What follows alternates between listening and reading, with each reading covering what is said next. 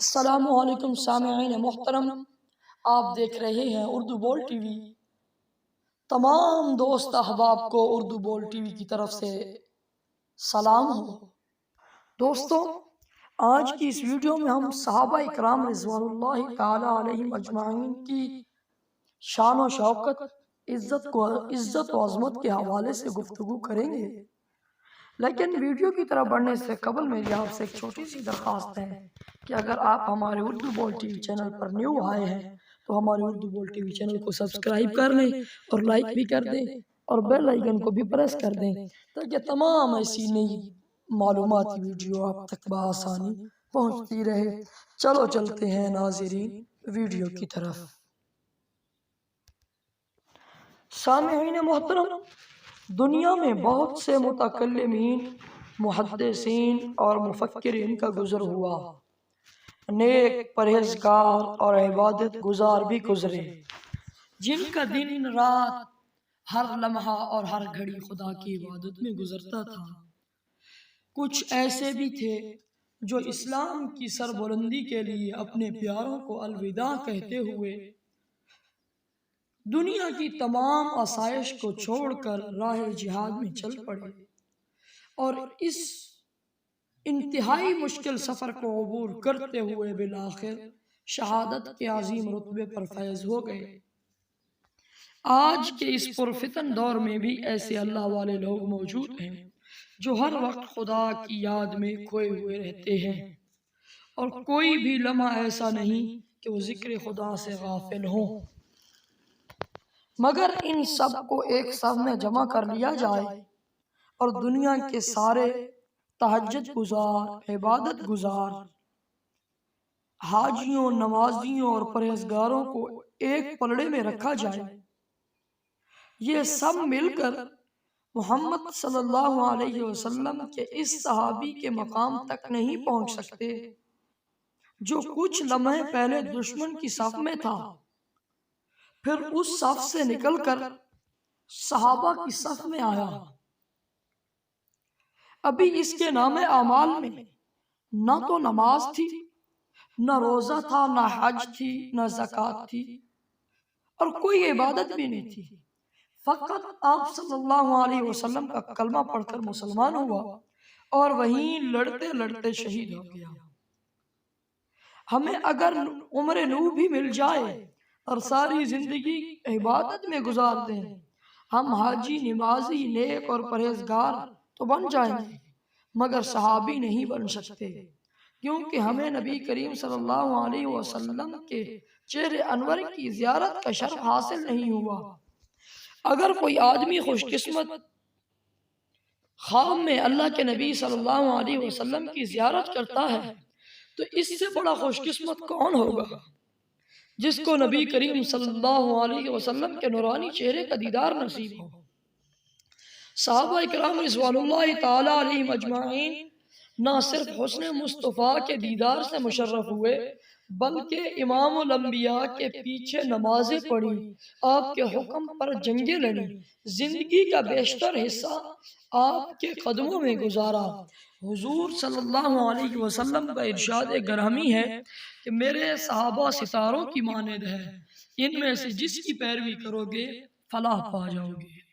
رات کی تاریکی میں ان چمکتے دمکتے ستاروں کو غور سے دیکھیں تو سب ستارے ایک جیسے نظر نہیں آئیں گے، کچھ دور تو کچھ نزدیک، کچھ زیادہ روشن تو کچھ کم روشن۔ ایسا نہیں ہو سکتا کہ سب ستارے ایک جیسے نظر آئیں، یہ نظام قدرت ہے۔ اللہ تعالیٰ نے ہر ایک کو اپنی شان کے مطابق روشنی دی ہے۔ اسی طرح اللہ تعالیٰ نے صحابہ کرام کو شان و شوکت سے نوازا اور صحابہ رضوان اللہ تعالی علیہم اجمعین کو رضی اللہ عنہم و رضوا عنہ کا لقب بھی دیا، مگر ہم صحابی عمر نہیں بن سکتا۔ حضرت عمر کو اللہ نے جو عزت و عظمت دی وہ ہر صحابی کے حصے میں نہیں آئی۔ حضرت عمر مراد رسول ہیں۔ نبی کریم صلی اللہ علیہ وسلم نے فرمایا اگر میرے بعد کوئی نبی ہوتا تو عمر بن خطاب ہوتا، حضرت عمر کو دیکھتے ہی شیطان راستہ بدل لیتا ہے۔ حضرت عمر کے دور خلافت میں دریائے نیل خشک ہو گیا۔ وہاں کے لوگوں کا دستور تھا کہ جب دریائے نیل خشک ہوتا تو وہ ایک نوجوان لڑکی کو ذبح کر کے دریا کی بھینٹ چڑھاتے۔ جب حضرت عمر رضی اللہ تعالیٰ عنہ کو معلوم ہوا تو آپ نے دریائے نیل کے نام ایک خط لکھا، اور اس خط میں لکھا: اے دریائے نیل، اگر تو خود بخود جاری ہوا تھا تو ہم کو آپ کی کوئی ضرورت نہیں ہے۔ اگر تو اللہ کے حکم سے جاری ہوا تھا تو میں امیر المومنین عمر بن خطاب آپ کو حکم دیتا ہوں، تو پھر اللہ کے نام سے جاری ہو۔